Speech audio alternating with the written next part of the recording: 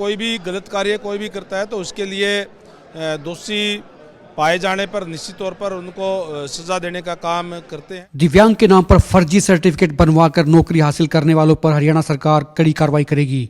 विधानसभा के deputy speaker Ranbir Gangwa ने कहा कि इस तरह के मामले अगर आते हैं, सरकार सख्ती से निपटने के लिए पूरी तरह से तैयार है।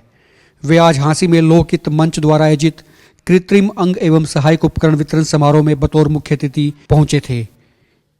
यहां एकमत पोस्ट से बातचीत करते हुए रणबीर गंगवा ने कहा, दिव्यांगों के लिए हरियाणा सरकार ने बहुत सारी योजनाएं बनाई हैं, लेकिन जानकारी के अभाव में अगर उन तक नहीं पहुंच पाती हैं तो सरकार इसके लिए और ज्यादा प्रयास करेगी। इसी कार्यक्रम में झांसी के विधायक विनोद भ्याना, बीजेपी के जिला अध्यक्ष कैप्टन भूपेंद्र और दिव्यांगजन आयोग के आयुक्त राजकुमार मक्कड़ भी इस कार्यक्रम में पहुंचे। राष्ट्रीय स्वयंसेवक संघ हिसार विभाग के संघ चालक कमल सर्राफ ने भी इस कार्यक्रम में अपनी उपस्थिति दर्ज की।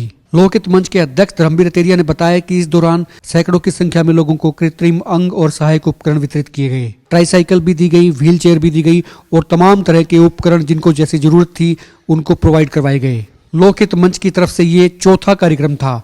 इससे पहले वो 3 बार इसी तरह के कार्यक्रम आयोजित कर चुके हैं जिनमें दिव्यांगजनों को मदद की जाती है। इसी कार्यक्रम के दौरान काफी लोगों को सम्मानित भी किया गया।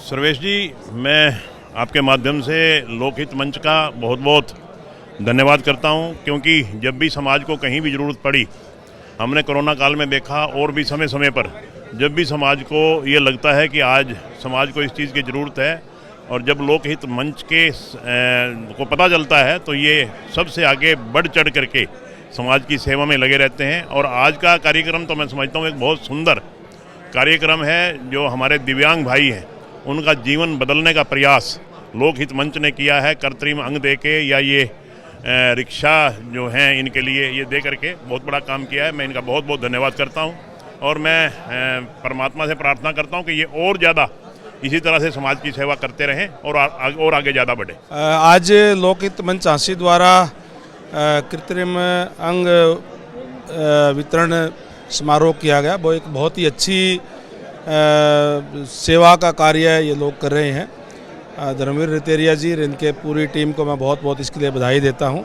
और हमारे धर्मों में भी यही कहा गया कि मानवता की सेवा ही सबसे बड़ी सेवा है। अपने लिए तो हर कोई करता है, लेकिन जब समाज की सेवा कोई करता है तो असली कार्य वही है, असली धर्म हमारा वही है कि हम मानवता की जो ज़रूरतमंद लोग हैं उनकी सेवा करने का काम करें। ये लोग लगातार, चाहे कोई कृत्रिम अंग की बात, दान देने की बात हो, चाहे कोरोना काल के अंदर भी, और जहाँ भी ज़रूरतमंद की ज़रूरत होती है तो हमेशा ये तैयार मिलते हैं। मैं इनको इसके लिए बहुत बहुत बधाई देता हूँ।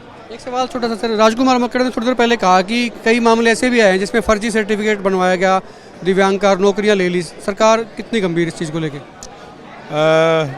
अगर कोई भी गलत कार्य कोई भी करता है तो उसके लिए दोषी पाए जाने पर निश्चित तौर पर उनको सजा देने का काम करते हैं।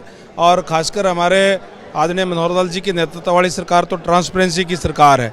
जहां भी चाहे पीछे आप लोगों ने देखा ही होगा, कहीं भी कोई गड़बड़ पाई है तो खुद ही मामला संज्ञान में लेकर के, चाहे HCS स्तर के अधिकारी को भी बर्खास्त करने की बात हो, चाहे जेल में डालने की बात हो।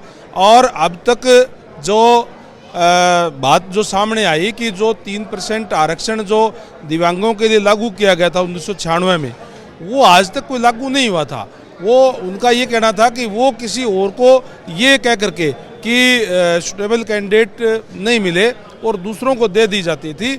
आज जो सही मायने में जो लाभार्थी है उस तक वो लाभ देने का काम कर रहे हैं। ना केवल वो लाभ बल्कि बैकलॉग पूरा करने का काम भी हमारी सरकार जो है वो कर रही है। जिस तरीके का हमारा नारा है कि सबका साथ सबका विकास, उसी तरह पे कार्य करने का काम हमारी सरकार कर रही है। सरकार पे उन्होंने तंज के साथ उन्होंने कहा कि सरकार ने अपने चहेतों को नौकरियां दे दी थी, इनको नहीं दी दिव्यांगों को। पूर्व की सरकारों की बात वो कर रहे थे और पूर्व की सरकारों में केवल दिव्यांग की नहीं, अनेक वर्गों के साथ इस तरीके की बातें होती थी।